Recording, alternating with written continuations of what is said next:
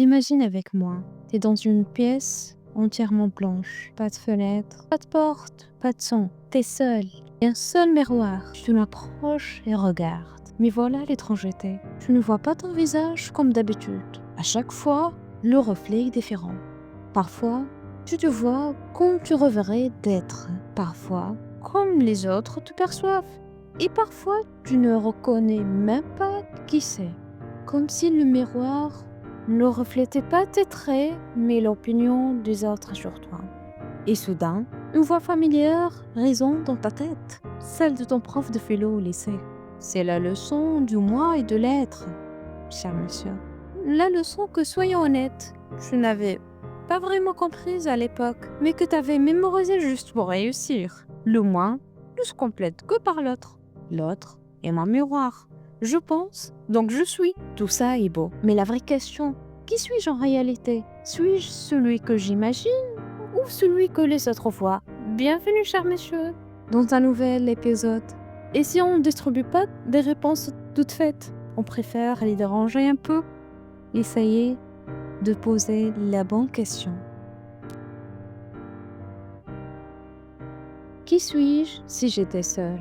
Je pense, donc je suis. Mais qui me le confirme? Descartes disait « je pense, donc je suis ». Mais, es-tu pensé dans une pièce close, sans fenêtre ni porte? Tu penses d'une voix que personne n'entend, avec un visage que les miroirs ne reflètent pas. Existes-tu vraiment? Peut-être que Descartes ne s'est pas trompé. Mais il n'a sans doute pas terminé sa phrase. La conscience de soi n'est pas qu'un exercice mental, c'est un reflet qui ne s'achève que par la présence de l'autre. Tu ne te perçois pas isolé des autres, mais à travers eux, tout comme tu ne vois ton visage que dans un miroir. Hegel a posé cette idée bien plus loin que Descartes, en affirmant que le soi ne se connaît ni ne se reconnaît que par l'autre, et que la relation entre le moi et l'autre est dialectique.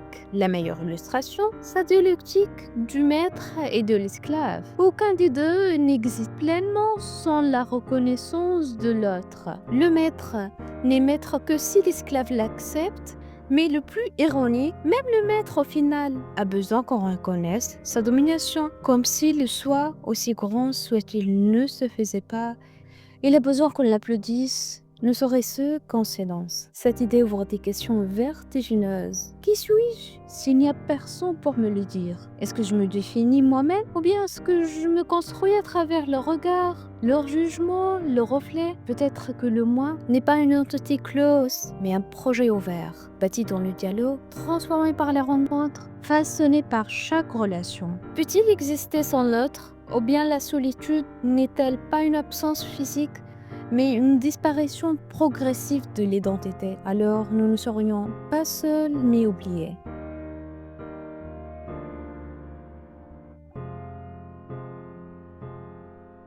L'autre est-il l'enfer? Sartre a dit « l'enfer, c'est les autres ».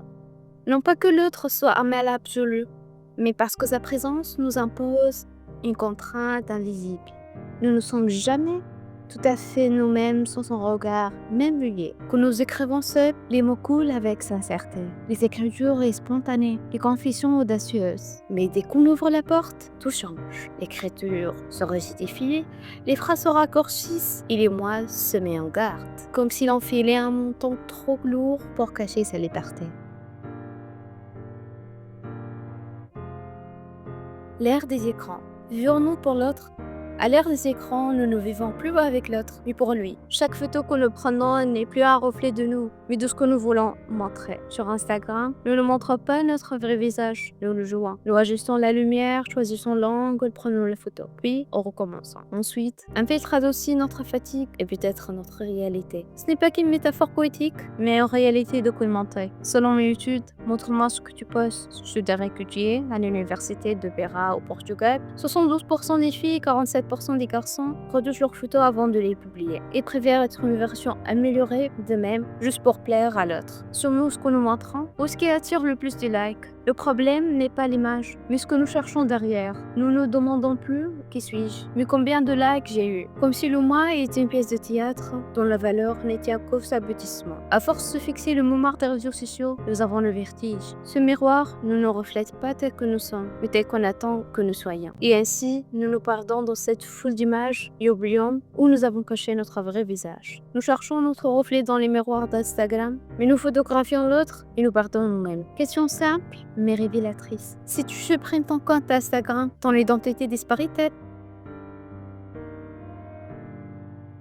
Entre coexistence et conflit. L'autre a souvent été vu par les philosophes comme un adversaire ou du moins une menace potentielle. La relation avec lui commence dans la plupart des théories comme une bagarre dont genre réel étroite. Un regard, puis une attention, puis de la méfiance. Comme si l'existence de l'autre diminuait la mienne, me volant l'air, l'attention, le sens. Hobbes, Hegel, Nietzsche, Sartre, tous ont décrit l'autre comme un ennemi masqué. Mais d'autres voix philosophes ont murmuré doucement dans ce vacarme. Emmanuel Levinas, par exemple, ne voyait pas dans le visage de l'autre une menace, mais un appel éthique. Pour lui, l'autre n'est pas un mémoire du moi, mais une invitation à le dépasser. Comme si l'autre ne me concourait pas, mais me demandait. Et je ne le choisis pas, il m'appelle sans prévenir. Un regard dans ses yeux suffit pour que je sente ma responsabilité envers lui, avant même de poser une question. La relation avec l'autre n'est pas qu'un duel de volonté, mais un espace de partage. Le moi ne traverse pas la vie comme un voyageur solitaire.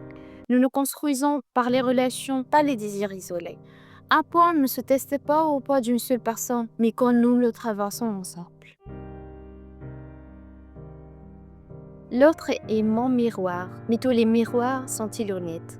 Nous nous découvrons avec l'autre aussi ce que nous croyons, comme si l'autre était le miroir où nous contemplons nos profondeurs. Mais ici le miroir était déformant, et si chaque autre nous renvoyait une image différente, une image qui varie selon l'angle, l'humeur, même l'histoire de celui qui regarde. Sommes-nous condamnés à une multiplication d'offres jusqu'à l'égarement? Quelle image croire, laquelle ignorer? Puis arrive la tyrannie des réseaux sociaux. Nos miroirs ne montrent plus la vérité, mais souvent l'humeur collective, les likes, les partages, les commentaires. C'est une monnaie qui mesure non la valeur, mais l'instant. Les as-tu fait rire? Les as-tu émus? Tant mieux, tu auras des likes. Étais-tu profond? D'accord, mais n'attends pas d'applaudissements. Pourtant, nous ne pouvons pas briser tous les miroirs. Impossible de fuir l'autre ou son regard. Mais nous pouvons trier, distinguer le miroir honnête du miroir déformant. Celui qui nous voit comme un prolongement de sa vérité, de celui qui ne voit qu'une image divertissante. À nous de choisir quand écouter et quand fermer les yeux pour avancer. C'est parce que les autres voient, mais t'es rien non plus si personne ne te regarde. Le moi et l'autre est la craie qui ne casse pas. Imagine, après toute cette discussion, revenir soudain dans cette vieille salle de classe. Le prof de philo, avec sa craie, dessine un grand cercle au tableau et dit « Ça, c'est le moi. Là, c'est l'autre. Et entre les deux, c'est la vie. » Puis il le regarde victorieux, tandis que la moitié de la classe feint de comprendre. Et que l'autre se demande « Y aura-t-il un contrôle sur tout ça ?» Mais peut-être avait-il raison dans son obscurité, car la vie se joue vraiment dans l'entre-deux, entre notre regard sur nous-mêmes et celui des autres. Entre la sincérité de nos écrits solitaires et le rôle que nous jouons quand quelqu'un entre dans la pièce. L'autre n'est pas un ennemi, mais pas un ange non plus. C'est le miroir dont nous avons besoin, à condition de savoir quand y regarder et qu'on ferme les yeux pour continuer notre chemin. Comme disait un sage, t'es pas le miroir des autres, mais tu n'es pas non plus. Et pour finir, mon cher monsieur, n'oublie pas d'atteindre parfois la caméra, de t'asseoir avec toi-même, sans filtre et sans pluie.